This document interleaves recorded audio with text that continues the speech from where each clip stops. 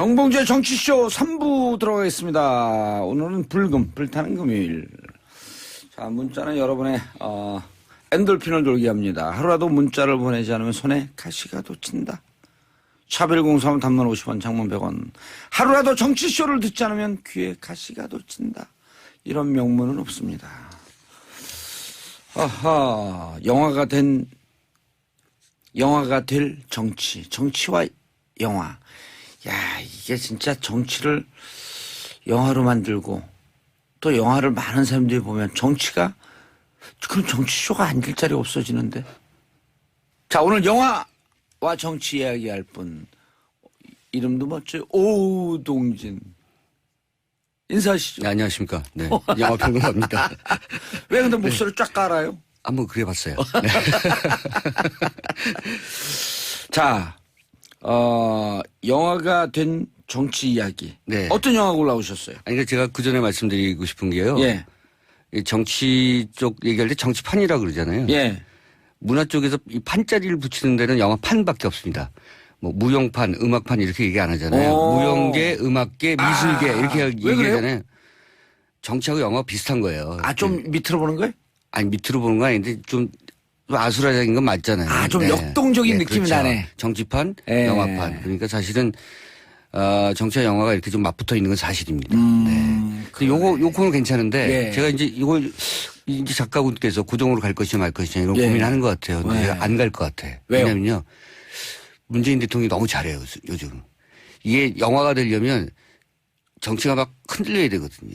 아니에요. 아니에요? 예, 대선 끝나면 네. 정치에 대한 관심들 다 없어지고 네. 정치 프로 없어진다 그랬어요. 그거 저 봉도사 아닙니까? 정치에 대한 관심이 2배로 높아질 것이다. 그렇죠. 왜? 그럼 뭐, 네. 그럼 좋죠. 비정상이 정상이 되면서 세상이 바뀌네. 정치가 이렇게 재밌을 수가 있어? 그리고 또 정리해야 될 얘기가 좀 많긴 그러면 하죠. 네. 그리고 정치가 아주 시니컬하고 부정적인 줄 알았더니 따뜻하네.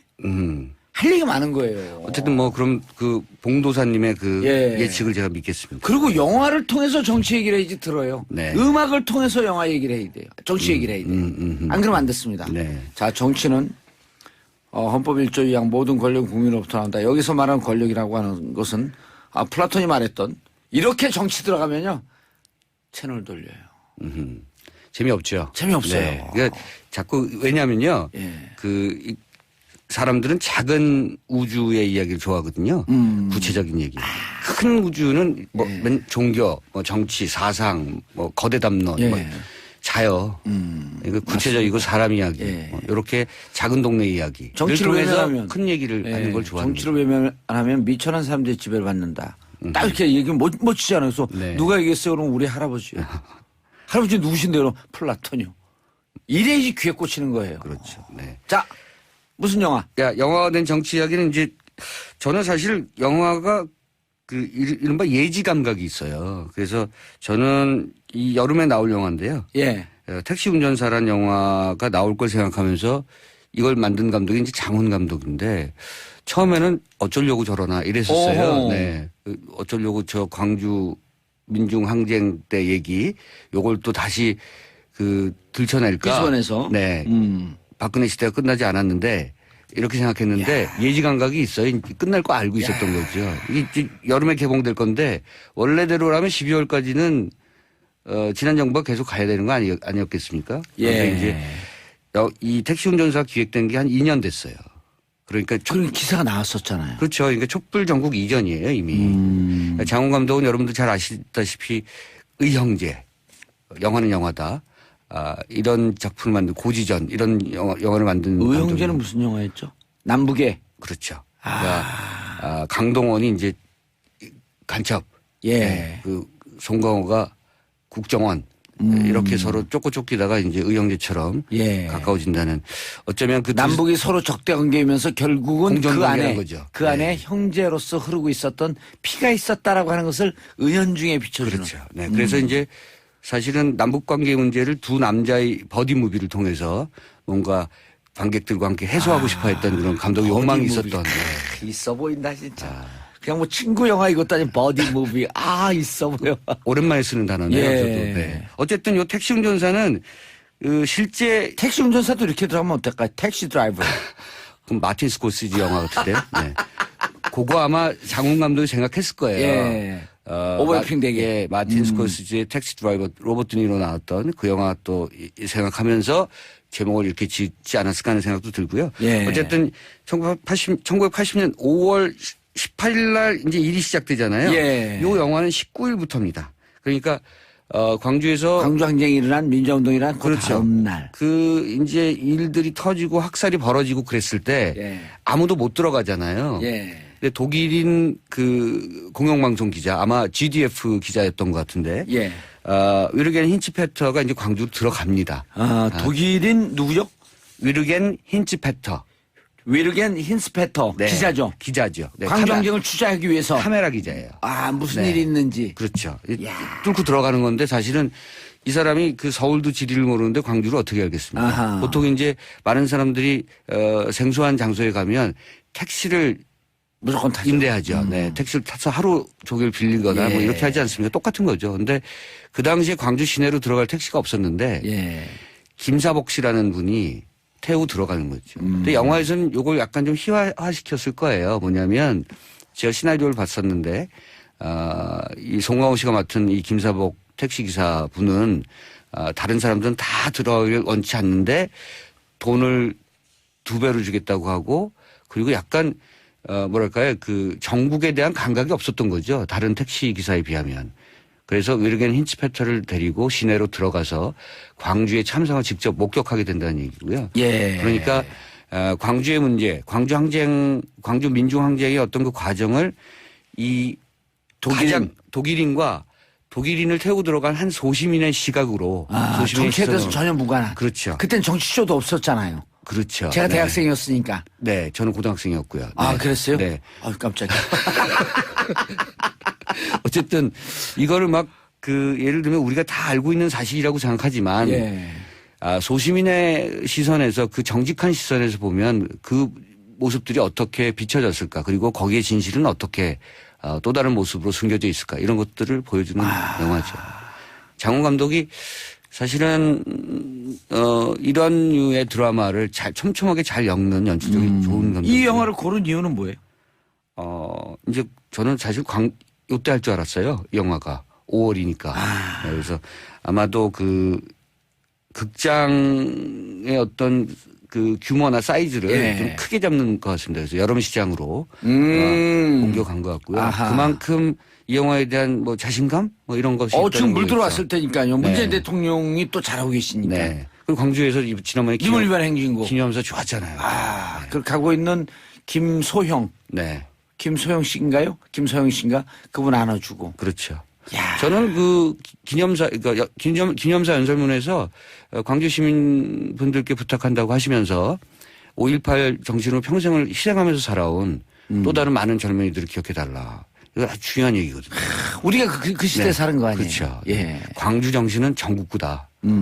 전 국민의 것이다. 이런 그렇죠. 것들 얘기한 거니까 이 영화도 아마 그런 점들 그리고 광주 민중항쟁이 뭐 지식인이나 뭐 이런 등등의 어떤 일군의 어떤 그룹에 의해서 이렇게 주도된 것이 아니라 택시 기사님 같은 소시민들이 중심이 돼서 예. 진정으로 민중의 항쟁이었다는 것을 우회적으로 좀 보여주려고 했던 영화 아닌가 이렇게 생각합니다. 저는 문재인 대통령 하시는 거 보면서 이제 2주일밖에 안 됐지만 내가 다시 굳이 정치를 안 해도 되겠구나. 왜?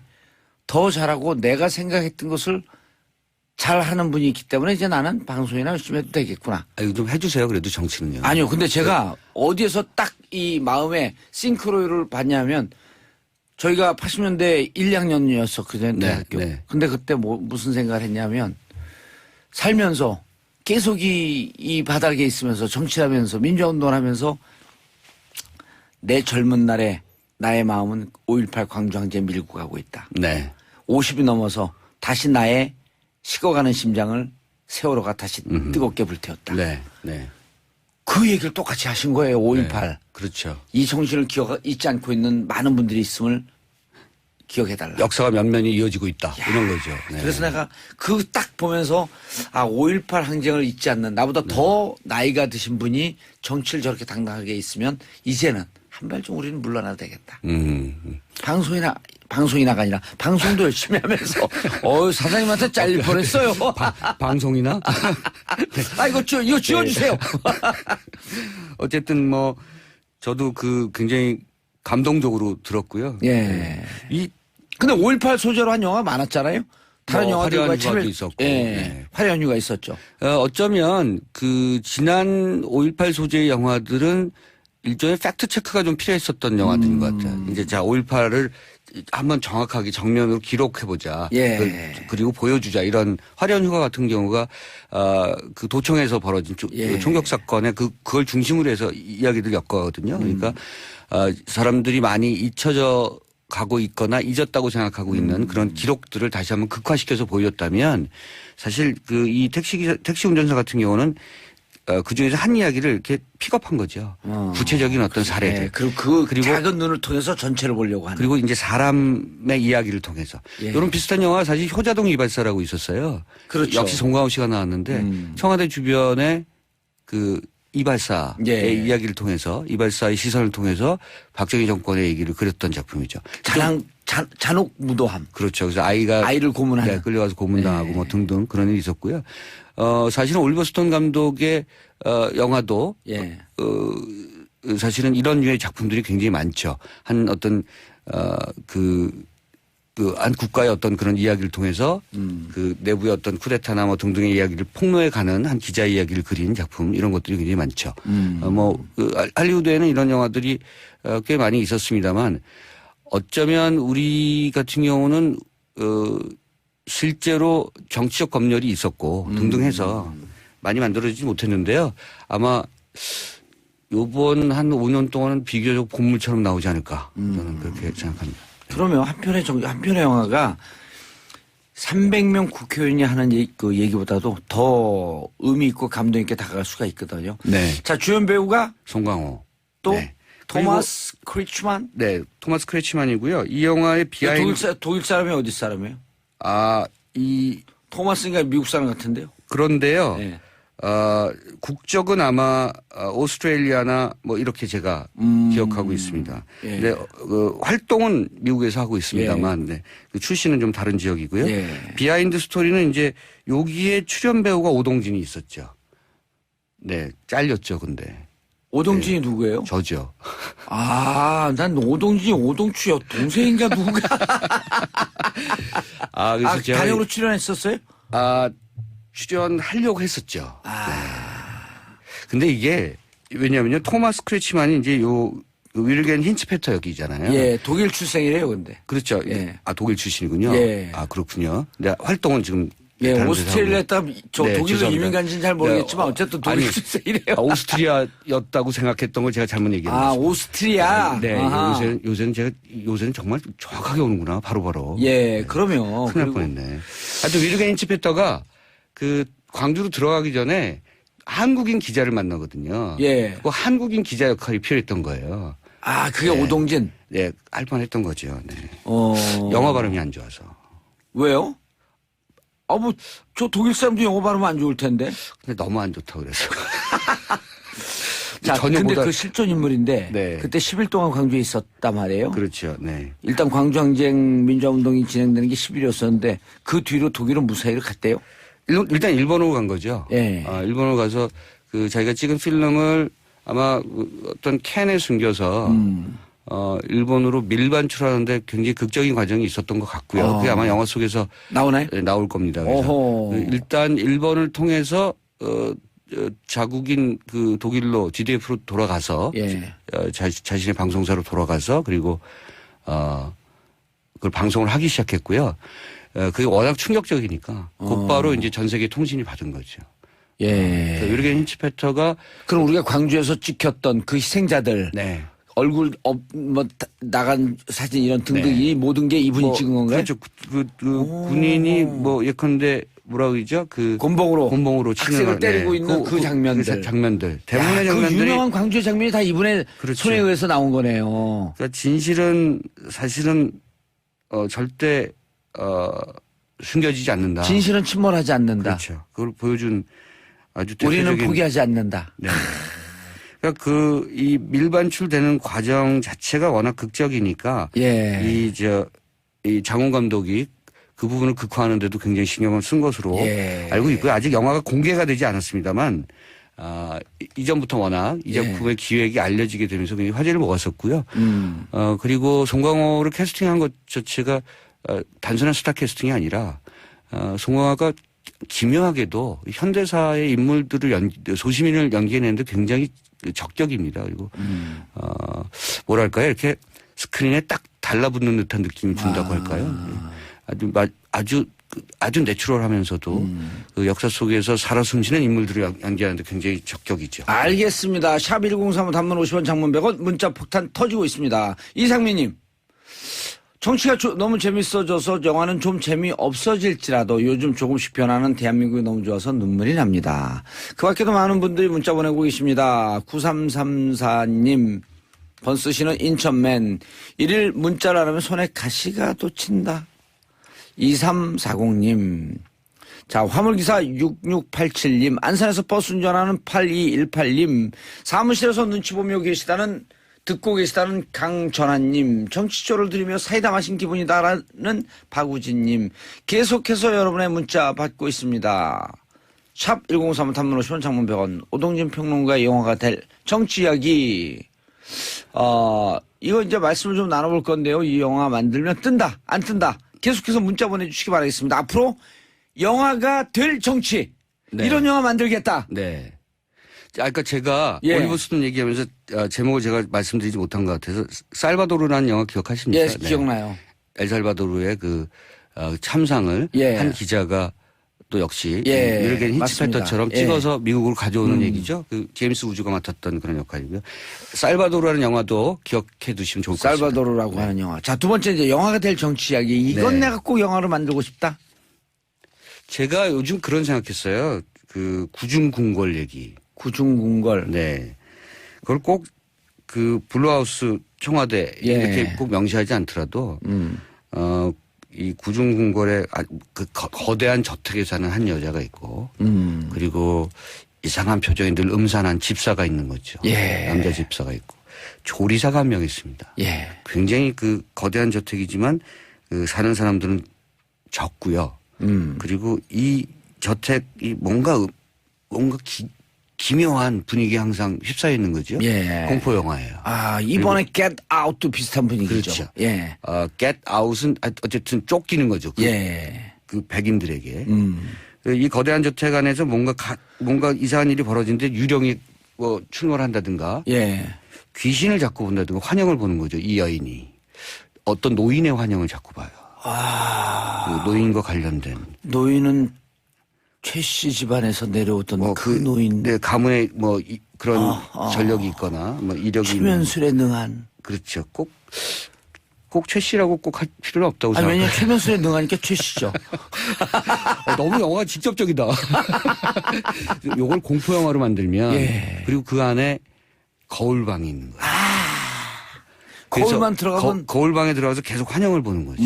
그래서 어쨌든 제목은 거울방. 예. 제가 이 이야기를 하는데 우리 작가께서 제목을 바로 붙여줬어요. 거울방이라고. 거울방. 네. 아니, 그런데 거울방에 슬그머니 누가 친척이 찾아와요. 네. 오촌 동생이 찾아와. 손잡고 거울방으로 쏙 들어가면 그 오촌 동생은 쥐죽은 듯이 사라져. 방에서. 예. 아, 그러네. 어. 두 명이나. 예, 두 명이나. 자주 사라져, 계속. 네. 그다음 자꾸- 제이모 씨 기자도 왔는데 기자도 사라져. 취재하던 기자가. 예, 취재하던 네. 기자가. 그리고 어떤 여인이 오는데 예. 여인이 왔다 가면 꼭 집안에 뭐가 없어져요. 없어져요. 네. 귀금속이나 예. 등등. 뭔가 자꾸 없어요. 예. 그리고 그리고 저 들판에서 말이 뛰어놀고 있어.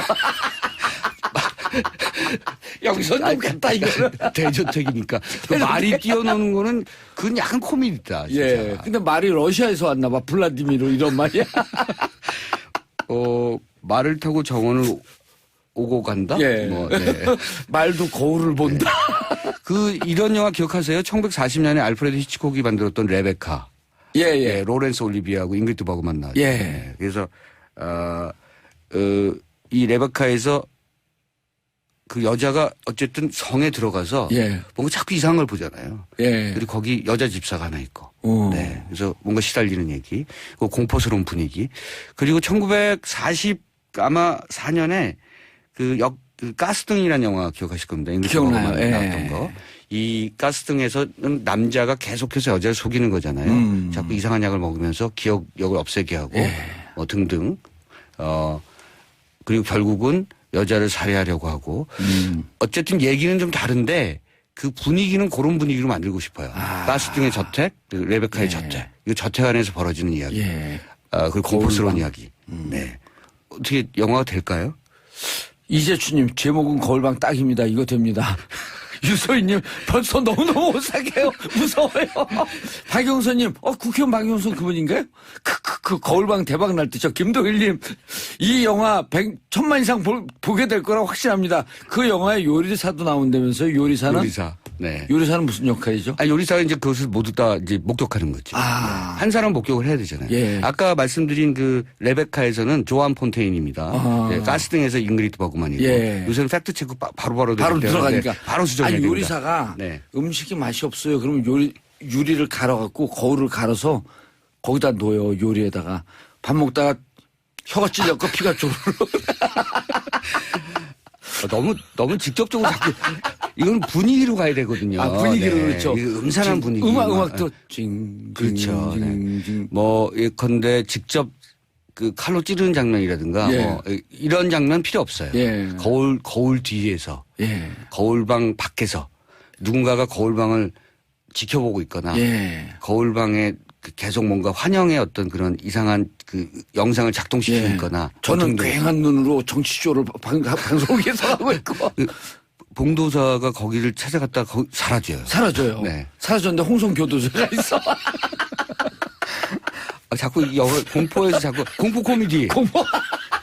호러 코미디. 호러 코미디. 그것도 괜찮아요. 네. 뭐 매번 무서울 이유는 없잖아요. 아니, 중간중간에 웃음 좀 웃는 줘야죠. 사람은 다 사라져. 그리고 사실은 웃긴 얘기였잖아요. 웃긴 얘기야. 말도 안 되는 얘기였기 때문에 이걸 너무 진지한 공포로 가는 것보다 호러 코미디 그거 괜찮네. 그러니까 말 타고.